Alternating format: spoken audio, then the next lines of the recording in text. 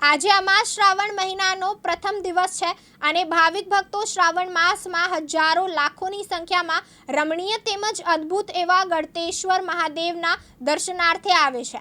ત્યારે મંદિર પરિસરનો એક ભાગ ખૂબ જ જર્જરિત હાલતમાં જોવા મળ્યો। પુરાતન ખાતાના અધિકારીઓને છેલ્લા 8-9 મહિનાથી રજૂઆત કરી આ મેઇન ભાગને રિનોવેશન અથવા નવીનીકરણ કરવા રજૂઆત કરવામાં આવી છે, છતાં ઘોર નિંદ્રાધીન અધિકારીઓ અહીં પણ વડોદરાના ગંભીરા પુલના અકસ્માતની રાહ જોઈ રહ્યા હોય તેવું લાગી રહ્યું છે। ત્યારે ભક્તોમાં આ બાબતે રોષ સાથે ભય જોવા મળી રહ્યો છે। પ્રહલાદભાઈ ગામકુમાર સાથ દેગામ અહીંયા ગળતેશ્વર મહાદેવના દર્શને આવ્યા છો? હાજી। શું કહેશો તેના પહેલાં તો?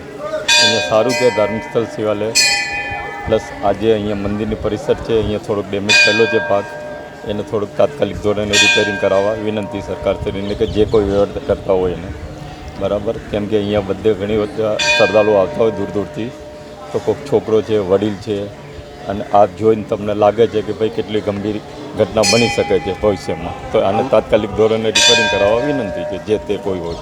હમણાં ગંભીરામાં એક ઘટના બની છે, પુલ તૂટ્યો હતો અને 21 લોકોના મોત થયા હતા। હા, તો એના જેવું થાય અને પછી રિપેરિંગ કરો એના કરતાં વહેલાસરથી સત્વરે રિપેરિંગ કરવા વિનંતી છે। આવતીકાલથી શ્રાવણ મહિનાનો પ્રારંભ થઈ ગયો છે। અહીંયા મહાદેવના દર્શને લાખોની સંખ્યામાં શ્રદ્ધાળુઓ આવતા હોય છે, તો તંત્રને શું કહેશો? તાત્કાલિક ધોરણે એનો રિપેરિંગ કામ કે જે કોઈ વ્યવહાર કરતો હોય એને તાત્કાલિક ધોરણે રિપેર કરાવવું જોઈએ। આપનું શુભ નામ? નરેન્દ્ર કુમાર।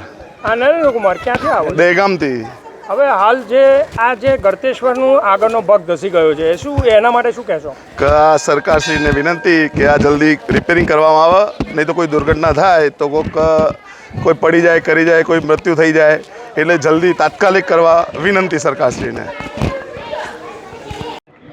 ગંભીરા દુર્ઘટના, દુઃખદ ઘટના હતી, જેમાં 21 થી 22 જણા મોત નીપજ્યા હતા। ત્યારે તંત્ર ઘટના બની પછી સફાળું જાગ્યું હતું। ત્યારે એવો જ એક કિસ્સો જો વાત કરવામાં આવે તો બની શકે છે।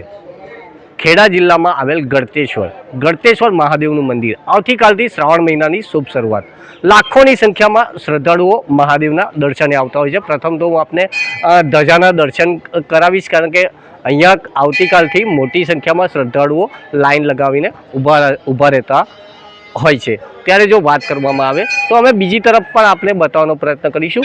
અહીંયા સંબંધિત તંત્ર દ્વારા આ એરિયાને કોર્ડન કરવામાં આવ્યો છે, યાને આ એરિયા ક્યાંક ને ક્યાંક ધસી પડે એવો છે। ત્યારે તંત્રને વારંવારની રજૂઆત કરવામાં આવી છે, તેમ છતાં કુંભકર્ણની ઘોર નિંદ્રામાં પડેલા અધિકારીઓ સફાળા જાગે અને આ જે વિસ્તાર છે તેનું નવીનીકરણ કરે તેવી અહીંયા આવતા યાત્રાળુઓની માગણી છે। કાલ ઉઠીને કોઈ મોટી દુર્ઘટના જો સર્જાશે તો તેની માટે જવાબદાર કોણ હશે? નિખિલ ભટ્ટ, દિવ્યાંગ ન્યૂઝ ચેનલ, ખેડા।